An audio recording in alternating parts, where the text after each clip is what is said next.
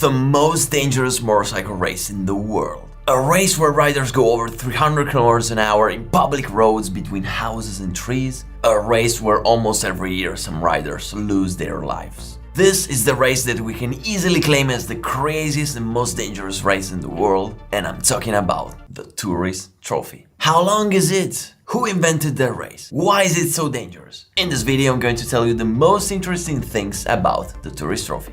When they asked me if I ever wanted to race in Tourist Trophy, my answer was always the same. Not even if they pay me $1 million.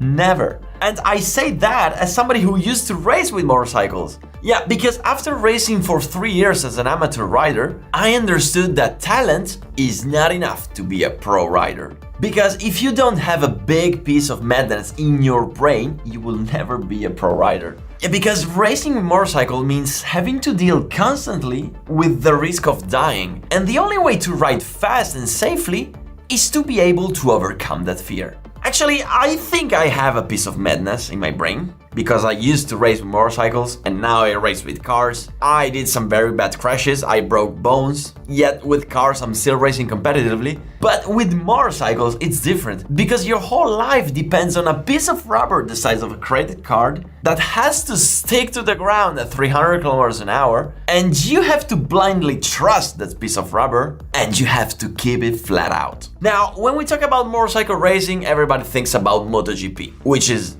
dangerous, but they're racing tracks, with runways, with air fences, with gravel, with ambulances, and even if it's dangerous, it's nothing compared to the Tourist Trophy. The Tourist Trophy, TT for short, for those who don't know it, is a series of races annually held in the UK. In June, the Isle of Man closes its public roads for a week and turns it into a huge circuit that winds for tens of kilometers. But the question is, who is the madman who decided to make a race into public roads? Well, actually, once upon a time, most of the races were held on public roads. And not only road races, but also MotoGP races. Yeah, because just think that the circuit of Spa-Francorchamps, until the 60s, was a set of country roads. Well, the Tourist Trophy was born in the early 1900s, and you probably didn't know that in the beginning it was dedicated to cars. It was a car race, and the first motorcycle race took place only in 1905 with the International Motorcycle Cup race. It was a race of approximately 125 miles, made of 5 laps around the circuit, which is very long by the way.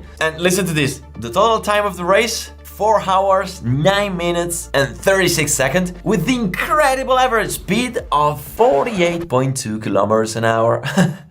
Well, it's funny to think that if you nowadays take a 50cc scooter and make the circuit respecting the road limits, you probably will go faster than the winner of the first Tourist Trophy. But you know, motorcycles had a big evolution during the years, and I guess that 100 years ago, nobody thought that 100 years later, that same race would have been completed with an average speed of over 200 kilometers an hour. After a few years, in 1911, the layout was changed, and from that moment it remained the same for over 100 years, taking the name of Snaefell Mountain Course, while the whole race was named Isle of Man TT Race. Now, the race, since the beginning, always has the same common denominator, which is risk.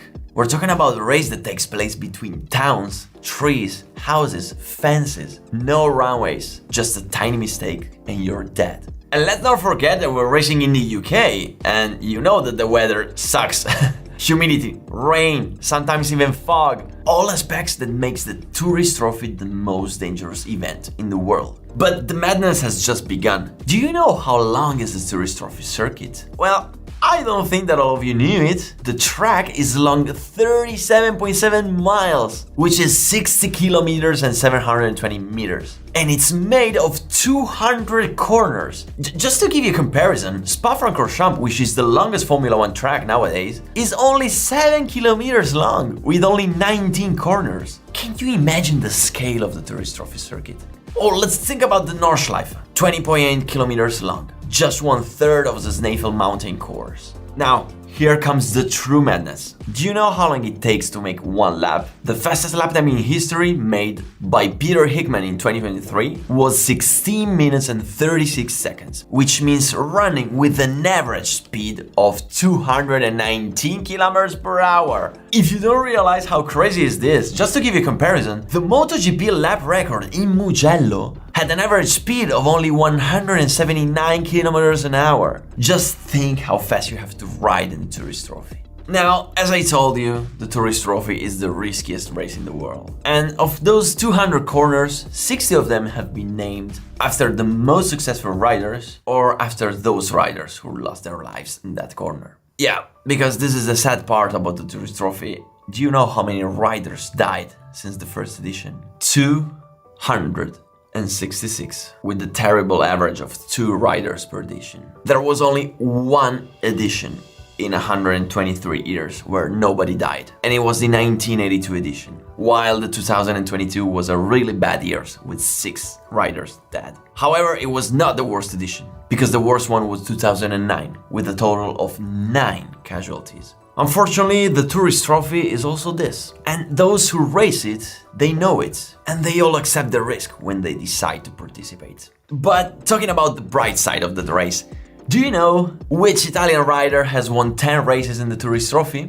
Yeah, I'm Italian, so I want to talk about him. I'm talking about the most winning man in the MotoGP history with 15 world titles. He is Giacomo Agostini. But listen to this, Giacomo Agostini was not a TT rider, so how did he win 10 races in the Tourist Trophy? Well, you probably don't know that, but there was a time when the Tourist Trophy was one race of the Motorcycle World Championship calendar. So Agostini actually was kind of forced to race there if he wanted to win the Motorcycle World title. And Agostini raced from 1965 to 1972, winning a total amount of 10 races. Okay, but 10 races in 7 years? How? I don't know if you know that, but Giacomo Agostini used to race in different classes. That's how he won 15 World Championships. It's kind of like if today Pecco Bagnaia races in MotoGP, Moto2 and Moto3 at the same time. Yeah, today it's impossible. Once upon a time you could do it. However, Agostini decided to stop racing in the Tourist Trophy in 1972. And the reason is simple.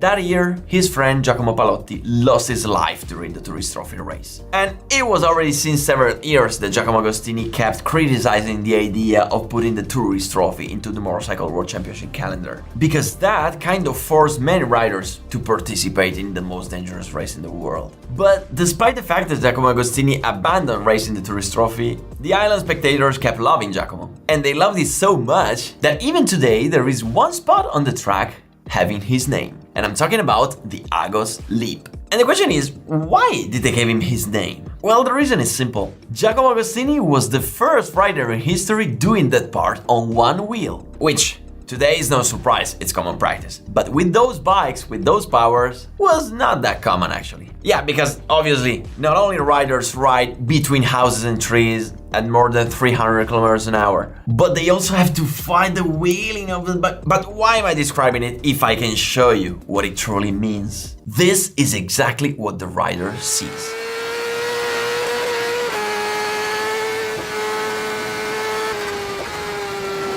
Full throttle beyond 300 kilometers an hour with the front wheel that doesn't want to stay down. It means that your brain can't even figure out what's going on at that speed. So either you know every single millimeter of the track by heart, or you never go back if you make one mistake. Well, if you think this is too much, you're wrong, because I didn't talk about the jumps. Exactly. With street bikes, they actually jump. In a recent interview, Giacomo Agostini said, "I loved racing there, but if you think about life, you stop. If a rider wants to race at the TT, he should go and have fun. But I found it wrong that they forced us to go because it was a round of the World Championship. Now it's like this, whoever wants to go, goes. And safety, as far as possible, has increased." But talking about other riders, who are the most winning riders of history? In third place, we have John McGuinness, which is a young man of only 51 years old, who has been speeding along the roads of the Tourist Trophy since 1996. So far, he has brought 23 victories. In second place, we have Michael Dunlop, which has nothing to do with the tires, they just share the same name. which is a 34 years old Northern Irishman who scored a total of 25 wins. And it never was easy, especially in 2022, where Michael Dunlop seriously risked his life during another road race, which is the Northern 200. Yeah, because, yeah, I didn't tell you, in that part of the world, they are simply crazy. Yeah, because it's not enough to do the tourist trophy, right? They always wanted to find other dangerous ways to race. So, in the Northern Ireland, they do more road races. And I'm not talking just about time races. Yeah, because the tourist trophy is a time race, you know, like a rally, where you start one by one. No, they also do road races with the starting grid, starting all together side by side. Well, what happened to Dunlop is that on the straight at 300 kilometers an hour, one of his tires blew. Fortunately, the rider survived with no serious consequences, and that was really a miracle. And the only bad consequence was the exclusion from the race. You're probably saying, why? Well, because it happened that the tire supplier informed that they delivered a bad batch of tires, so they had to retire all the tires for that race, for that event, and Dunlop could not race anymore. Now, in the first place, the most winning rider in the TT history was Mr. Dunlop. Wait, I mean, what? I just talked about Dunlop? Yes, but I'm talking about another Dunlop, Joey Dunlop. Yeah, if you're thinking about that, the answer is yes, they are relatives, because Michael Dunlop is the nephew of Joey Dunlop, and I actually think that there is a gene of madness that runs in that family blood.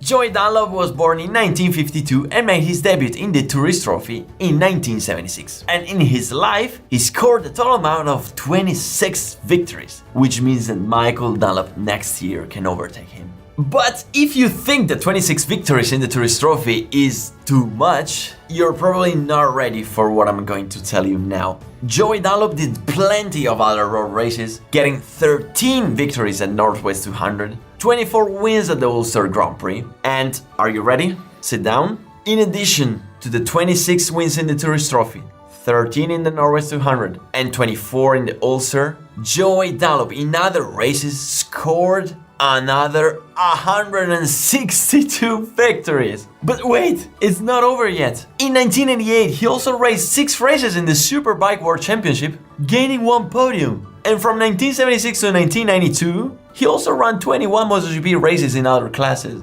Obviously, racing that much means that Joey's life was a constant chess game with death, challenging fate in 100 of races, always coming out victorious and breaking every possible record in history. Unfortunately, as I said, motorbike road races is the most dangerous sport in the world, and even the slightest mistake is enough to never come back. On July 2nd, 2000, while taking part into a race in Estonia, Joey Dunlop lost his life, leaving his wife and 5 children. Joey in his life has become a true legend, and he already was a legend while living his life. Just think that 50,000 people attended his funeral, which was broadcasted live on the TV. And just imagine that in Northern Ireland, Joey Dunlop is so loved that the day of his funeral is declared the Day of National Peace in Ballymoney, his hometown, and the whole park has been dedicated to his memory. But this is not all. Joey Dunlop was also a champion of solidarity, because for years he's been committed to helping children in Eastern Europe. And with the same van that he used to go to the races, he often traveled to Romania, Albania, Bosnia to distribute food and clothing to the less fortunate. And in 1996,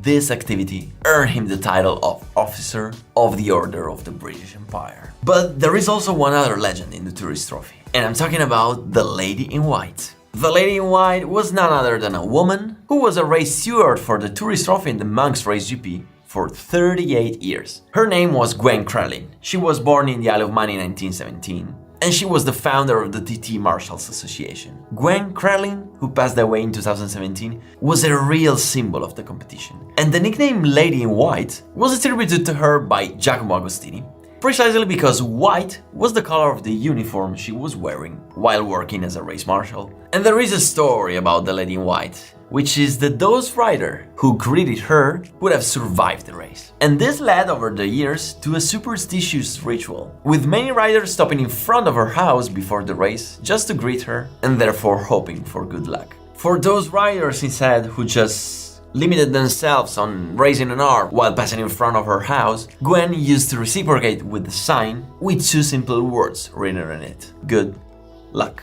Now, in 2023, at its 102nd edition, the Tourist Trophy attracts every year hundreds of thousands of spectators who gather trackside a few centimeters close to the motorcycle passing at 300 kilometers an hour to admire those heroes risking their lives in the most dangerous race in the world. A race that over the years became legendary. You can call them crazy if you want, but what are you doing about it? In this mad world of motorcycle racing, madness is exactly what you need if you want to win.